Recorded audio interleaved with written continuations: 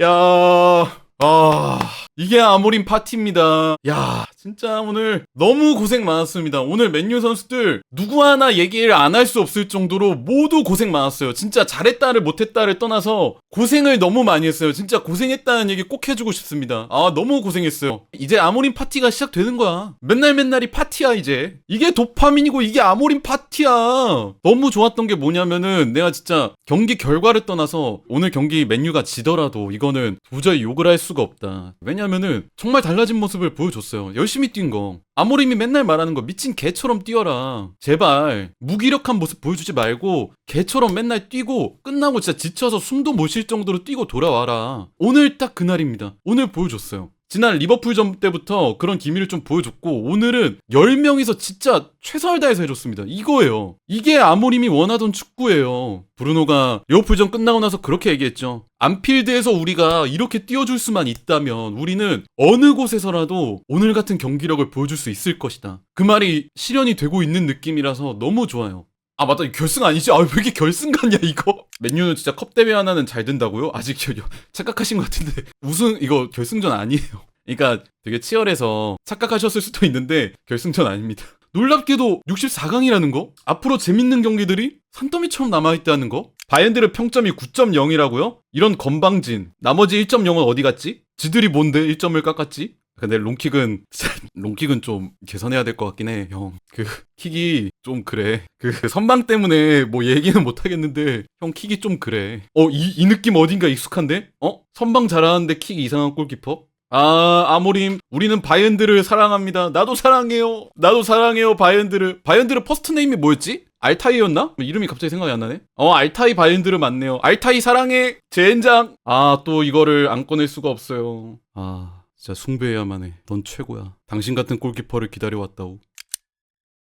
이날 맨유가 아스날을 상대로 FA컵에서 1대1 연장전 들어간 끝에 승부차이까지 가서 승리를 가져왔는데 라인업부터 얘기를 하자면은 바이엔드르, 더리우트, 맥과이어, 리산드로 마르티네스의 백스리 라인, 그리고 달로, 마이누, 우가르테, 마즈라이가 나왔고요. 그 다음에 가르나초, 브루노 페르난데스, 그리고 최전방 라스무스 호일룬이 나왔습니다. 보시면 우리가 조금 특이한 게 몇 가지 있죠. 우선 하나, 바이엔드르 골키퍼가 선발로 나왔다는 거. 그리고 또 하나는 이선 라인에 가르나초와 브루노 페르난데스의 위치예요. 보시면은 보통 다른 경기에서는 브루노가 이쪽에 서고 가르나초가 왼쪽에 서는 경우가 많거든요. 왜냐면은 가르나초가 잡았을 때 오른발 각도를 보는 선수다 보니까 이 왼쪽에 배치하고 이렇게 슈팅 각도를 보게 하라고 이쪽 자리에 배치하는 경우가 많죠. 근데 오늘은 그 반대로 세웠습니다. 아모림이 이렇게 세팅한 이유를 저는 전반전에서 몇 가지 장면에서 확인할 수 있었는데, 예를 들어 이런 거죠. 브루노가 왼쪽 측면으로 더 깊이 빠지고 가르나초가 브루노가 있던 그 공간으로 이렇게 내려와요. 그러면서 평소처럼 오른발 슈팅 각도를 보되 이 왼쪽 공간에 브루노 페르난데스가 추가되는 그런 수적 우위 상황을 노린 전술이라고 할 수 있죠. 근데 아쉬운 부분이 하나 있다면은 이런 아모림의 노림수는 알겠는데 전체적으로 전반전에 맨유가 그런 공격적인 주도권을 많이 못 가져왔다 보니까 이런 그림 자체가 많이 나오지는 못했어요. 실제 전반전에 전체적인 모든 주도권이 아스날한테 있었습니다. 특히 어떤 게 굉장히 좋았냐면 맨유가 부분적으로 압박을 걸었을 때 아스날이 위에 있던 외대고르가 아래로 떨어짐으로써 후방에서 수적 우위를 발생시키고 그걸 위주로 압박을 풀어내는 시퀀스들이 너무 좋았어요. 반면 맨유는 아스날이 압박을 걸었을 때 이 압박을 풀어내지 못해서 애초에 후방 빌드업을 어느 정도 포기했죠. 그래서 어떻게 했느냐? 바이엔드르를 위주로 롱킥을 때려 넣는 롱패스 빌드업을 시도했습니다. 근데 아시겠지만 이 롱패스 빌드업이 그렇게 정확하기도 힘들 뿐더러 이날 바이엔드르가 킥이 좀 안 좋았어요. 킥이 그래서 좀 길게 나가서 터치라인이 아웃되거나 아니면 우리 동료들이 있는 곳보다 더 멀리 나가서 상대에게 소유권을 내주거나 이런 그림들이 나왔는데, 그래서 전체적으로 아스날이 볼을 소유하는 시간이 더 길었고 아스날이 맨유 진영까지 올라와서 지공을 하는 상황이 더 많이 나왔습니다.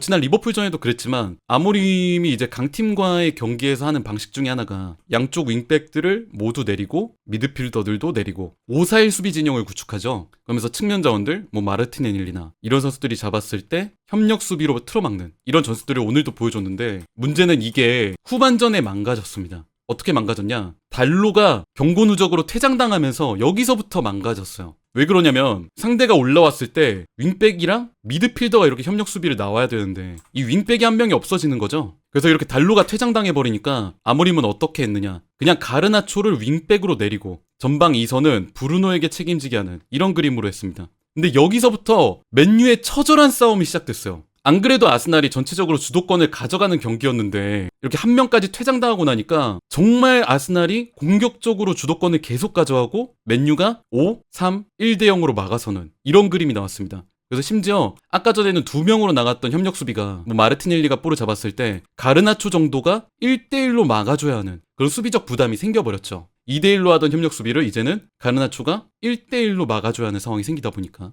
근데 그럼에도 오늘 전체적으로 가르나초의 플레이가 좋았습니다. 이날 첫 번째 골 장면도 가르나초한테서 나왔죠. 맥과이어가 후방에서 볼을 잡고 있고 이거를 왼쪽 측면으로 뿌리는데 이걸 상대 수비와의 경합에서 가르나초가 볼을 빼내고 가르나초가 전진할 때 호일룬 그리고 그 뒤에서 브루노 페르난데스가 같이 쭉 올라갑니다. 그래서 가르나초가 중앙에 있는 호일룬이 아니라 한 칸 뒤 센스있게 브루노 페르난데스를 바라봤죠. 그래서 브루노가 절묘한 가마차기 슈팅으로 득점을 만들었습니다. 물론 그 뒤에 달로가 퇴장을 당하면서 그 좀 혼란스러운 상황에서 아스날의 프리킥 상황에 1대1 상황으로 끌고 가긴 했지만 이 뒤로 맨유가 추가골을 내주지 않았던 건 정말 온전히 이 모든 선수들의 투지가 있었기 때문에 가능했어요. 제 개인적으로 느끼기에는 항상 아모림이 선수들에게 했던 말 그리고 인터뷰 때 했던 말 내 선수들은 미친 개처럼 뛰어야 된다. 라커룸으로 돌아왔을 때 체력이 있는 모습을 보여주면 안 된다. 모두가 땀을 흘리고 지쳐 쓰러지기 직전이어야 한다. 그 말이 이날 모든 맨유 선수들, 필드에 남아있던 10명에게 모두 적용된 것처럼 보였습니다. 정말 좋았던 선수들, 맥과이어.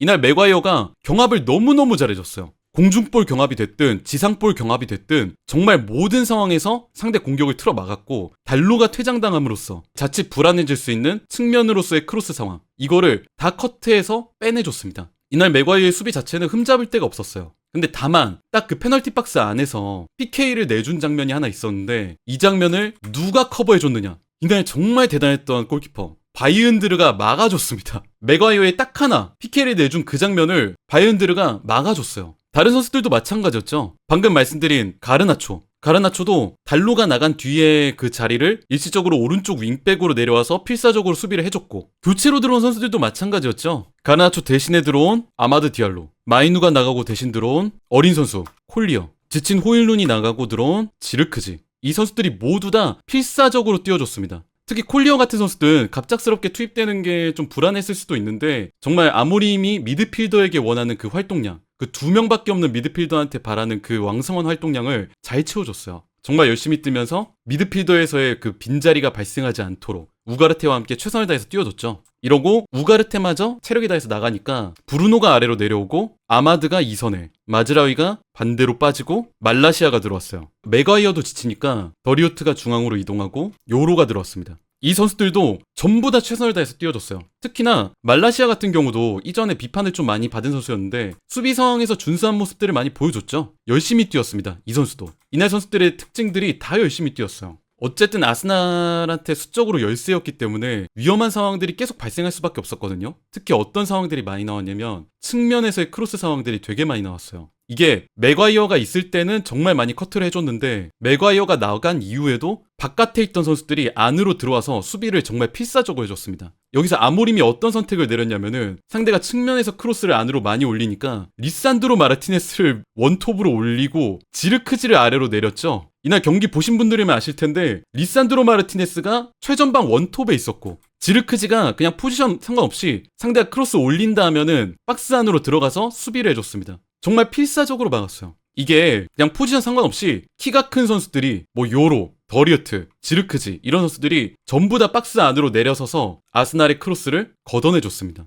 이게 참 뭐라고 해야 될까, 우리가 말로 하면 쉬운데 이런 포지션 파괴의 결정이 절대 쉬운 게 아니잖아요. 생각해봐, 누가 리산드로 마르티네스를 톱으로 쓴다고 생각을 해. 누가 리산드로 마르티네스를 톱으로 올리고 지르크지를 아래로 내린다는 선택을 하냐고. 그래서 굉장히 아모림의 이 선택이 정말 마지막까지 필사적이었다는 느낌이 많이 드는 것 같아요. 이게 선수들도 이 1대1 상황, 그것도 수적으로 열세인 상황에서 연장전 그리고 승부 차이까지 끌어가기 위해서 필사적으로 노력을 다했지만 감독도 이걸 어떻게 하면은 상대에게 득점을 내주지 않을 수 있을까 정말 치열한 고민을 했다. 그리고 감독과 이 필드 플레이어들의 필사적인 그런 수비들에도 불구하고 분명 새어나오는 볼들이 있었거든요. 근데 그런 볼들을 바이은드르가 정말 다 막아줬습니다. 너무 잘 막아줬어요. 사실 바이언드르가 지난 이제 토트넘전에 한번 선발로 나왔을 때 실점을 좀 많이 했잖아요. 그래가지고 사실 맨유의 그 세컨 키퍼에 대한 그런 불안함이 좀 있다라는 그런 전문가들의 평가도 있었던 게 사실입니다. 근데 오늘은 바이언드르가 그런 불안함을 완전히 지워줬어요. 물론 롱킥에서의 그런 부정확함 같은 부분들은 분명 있기는 하지만 그거를 없었던 일로 만들 수 있을 정도의 완벽한 선방쇼. 그러니까 분명 초반에는 좀 불안하고 뭔가 자신감 없어 보이는 모습들이 있기는 했거든요. 근데 그 외대고르의 PK 그걸 막아낸 뒤로 선수가 자신감이 올라오는 게 눈에 보일 정도였습니다. 선방하는 모습들도 굉장히 가벼워졌고, 그리고 승부차기에 이르러서는 카이 하베르츠의 슈팅을 막아내기까지 했죠. 이때 그 슈팅 장면을 자세히 보시면은 카이가 앞으로 이제 슈팅을 하러 가다가 슬쩍 멈춰서면서 바이언드르의 그 템포를 뺏으려는 장면들이 있거든요.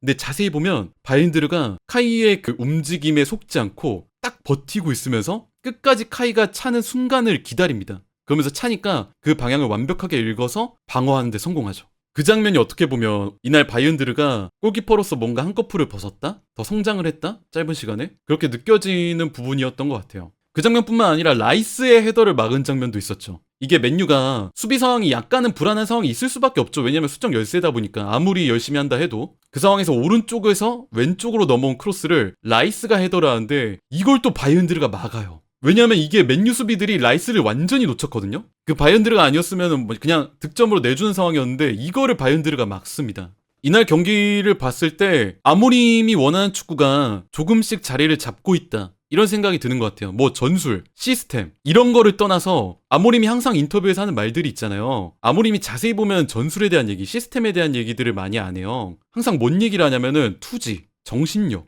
체력 이런 것들을 많이 얘기하는데 적어도 오늘 경기에서만큼은 맨유의 지금 선수들이 아모림이 바라는 그 축구에 한 발짝 더 다가간 느낌이 드는 것 같습니다. 아모림의 그 슬로건처럼 미친 개처럼 뛰는 맨유가 계속 나오기를 기대해 보겠습니다.